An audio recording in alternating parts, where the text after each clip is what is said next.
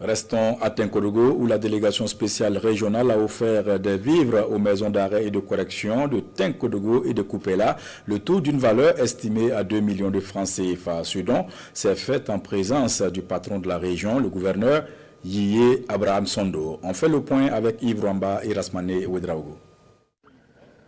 Du riz, du maïs, du haricot et du mil au profit des pensionnaires des maisons d'arrêt et de correction de Tinkodogo et de Kupela.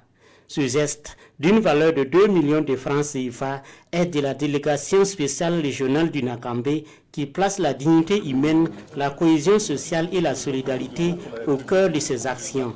Ainsi, environ 80 sacs de vivres sont ici offerts pour renforcer l'alimentation des pensionnaires de ces deux établissements pénitentiaires.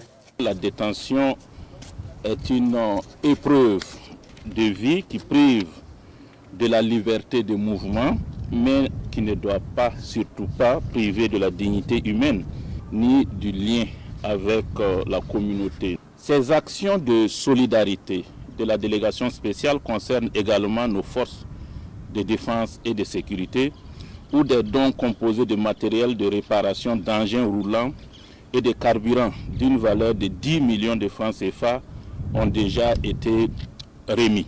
Au nom des bénéficiaires, le directeur de la maison d'arrêt et de correction de Tinkodogo a exprimé sa reconnaissance à la délégation spéciale régionale pour ces dons qui apportent du réconfort à toutes ces personnes privées de leur liberté. Ce don vient à point nommé. Et nous étions en fin d'année et nos stocks de vivres étaient quasiment épuisés. Donc ce don va contribuer à améliorer la ration alimentaire des pensionnaires des maisons d'arrêt de correction de Kupela et de Tinkodogo.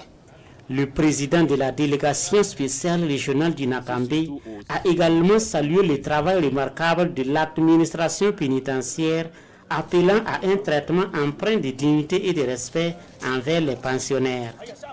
Il a aussi réaffirmé l'engagement des autorités du pays qui se sont inscrits dans une dynamique de réinsertion et de réhabilitation sociale de ces hommes et femmes en conflit avec la loi.